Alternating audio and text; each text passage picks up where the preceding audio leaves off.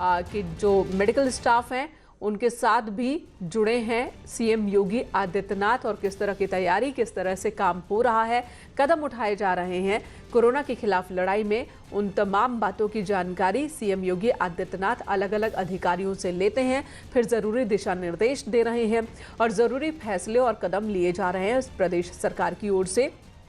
कल भी हमने देखा कि कई नए कदम उठाए गए, नए फैसले लिए गए, और ये सब फैसला सिर्फ इसलिए ये कवायद पूरी कि कोरोना संक्रमण ये और न फैले। अभी जहां है वहीं पर हम इसे रोक दें, खत्म करें, और एक तरफ लॉकडाउन का सख्ती से पालन करवाया जा रहा है, दूसरी तरफ जो कोरोना पॉजिटिव क्षेत्र हैं उन्हें चिन्हित कर उन्हें सील किया गया है, वहां पर आवाजाही लोगों की पूरी तरह से बंद करने का फैसला लिया गया है ताकि संक्रमण न फैले। साथ ही वहां जो संदिग्ध लोग हैं उनकी पहचान कर उनका चिकित्सीय जांच हो रहा है, मेडिकल टेस्ट हो रहा है, और जिन लोगों में लक्षण दिख रहे हैं उन्हें क्वारंटाइन किया जा रहा है, आइसोलेशन वार्ड भेजा जा रहा है। की थी उस संस्तुति के अनुसार सरकार ने तय किया कि लॉकडाउन के कारण या कोरोना महामारी के कारण जिन लोगों की आजीविका बुरी तरह प्रभावित हो रही है उन लोगों को सरकार के स्तर पर कुछ सहयोग किया जा सके, और इसी क्रम को आगे बढ़ाते हुए पहले चरण में निर्माण श्रमिकों को हम लोगों ने धनराशि उपलब्ध कराई, और मुझे प्रसन्नता है कि प्रदेश के अंदर ऐसे बड़ी मात्रा में हम लोगों ने निर्माण श्रमिकों को धनराशि उपलब्ध कराने की कार्रवाई की, और अब तक 11 लाख से अधिक निर्माण श्रमिकों को 1-1 हज़ार रुपये की राशि उनके अकाउंट में दी जा चुकी है। इसमें हम लोग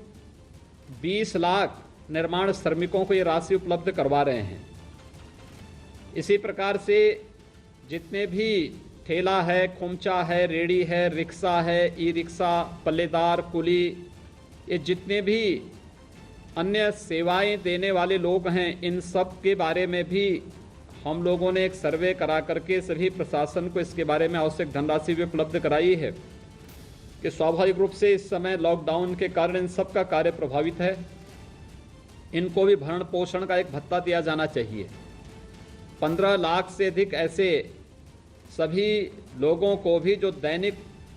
अपनी कमाई करते थे, आज उनकी कमाई प्रभावित हुई है, उनको भी राशि उपलब्ध करा रहे हैं। मनरेगा की मजदूरी करने वाले प्रदेश के अंदर 88 लाख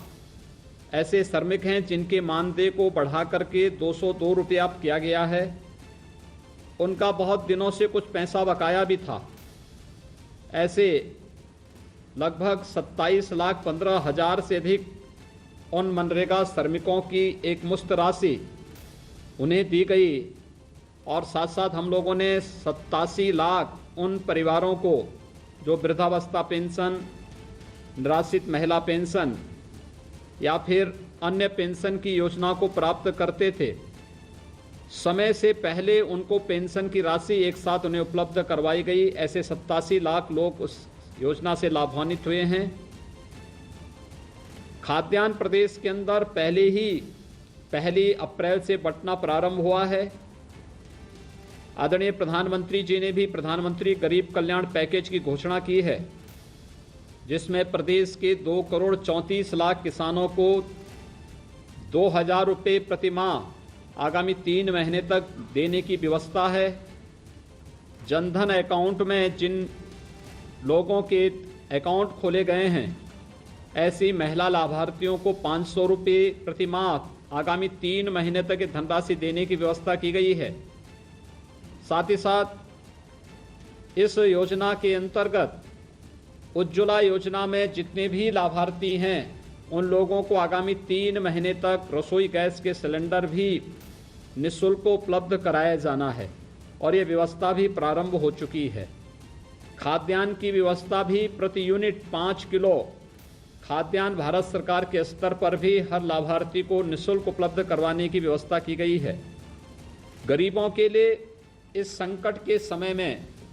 केंद्र और प्रदेश सरकार पूरी मजबूती के साथ आपके साथ खड़ी है, और आज इसी क्रम में ये 4,81,000 जो हमारे नगरीय क्षेत्र के वेंडर्स हैं, जिन लोगों को बहुत दिनों से जो उपेक्षित थे, इनको व्यवस्थित पुनर्वास करने की व्यवस्था करने के कार्य नगर विकास विभाग तेजी के साथ आगे कर रहा है। लेकिन इस संकट की घड़ी में उनके संकट में भी, उनके दुख में उनके साथ खड़े होकर के उनको सहायता देने का कार्य, जिन लोगों के पास राशन कार्ड नहीं, कोई अन्य सुविधा नहीं, उन लोगों को भी इन सुविधाओं से आच्छादित करने की कार्रवाई व्यवस्थित रूप से करने का प्रयास हो रहा है। उनको चाहे वह भरण पोषण का भत्ता हो, राशन कार्ड उपलब्ध करा करके खाद्यान्न उपलब्ध कराने की कार्रवाई हो। हर जनपद में युद्ध स्तर पर चल रहा है कम्युनिटी किचन के माध्यम से सभी लोगों को भोजन उपलब्ध कराने की व्यवस्था, स्वास्थ्य की सुविधा जो भी हो, ये सारी व्यवस्थाएं प्रदेश और केंद्र की सरकार मिलकर के प्रत्येक नागरिक तक पहुंचाने का कार्य कर रही है। मैं इस अवसर पर नगर विकास के मंत्री श्री आशुतोष टंडन जी को, प्रमुख सचिव नगर विकास श्री दीपक कुमार जी को, इस कमेटी के जो अध्यक्ष हैं जिन्होंने इस पूरी कमेटी के माध्यम से इस कार्य को व्यवस्थित रूप से आगे बढ़ाया है, प्रमुख सचिव ग्राम्य विकास और पंचायती राज तथा प्रदेश के अवस्थापना और के हमारे जो विकास के आयुक्त हैं, ये सभी लोग पूरे मजबूती के साथ इन कार्यक्रमों को आगे बढ़ाने का कार्य कर रहे हैं। मैं इन सबको हृदय से धन्यवाद देता हूं और ये उम्मीद करता हूं कि हम सब कोरोना महामारी को तभी रोकने में सफल होंगे जब प्रधानमंत्री जी के द्वारा बताए गए उन सभी निर्देशों का अक्षरशः पालन सभी लोग मिलकर के करेंगे। खासतौर पर जो एक व्यवस्था बनाई गई है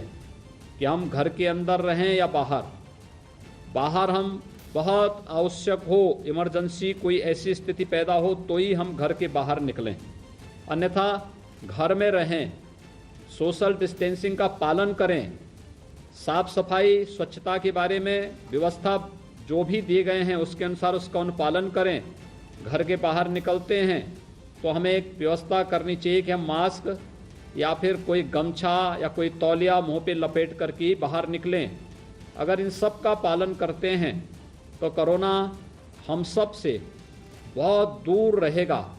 और हम लोग अपने स्वयं भी, अपने समाज को भी और अपने देश को भी कोरोना महामारी से बचाने में सफल होंगे। मैं आज के इस प्रयास के लिए नगर विकास और आवास विभाग को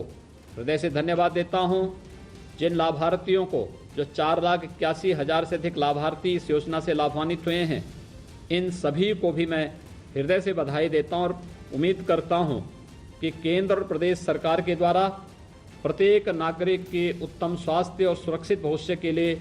लॉकडाउन की जो कार्रवाई की गई है, हम सब इसका पालन करेंगे। आप सबके प्रति मेरी शुभकामनाएं। धन्यवाद। इससे पहले कि मैं आपका धन्यवाद ज्ञापन करूँ, पुनः माननीय मंत्री जी का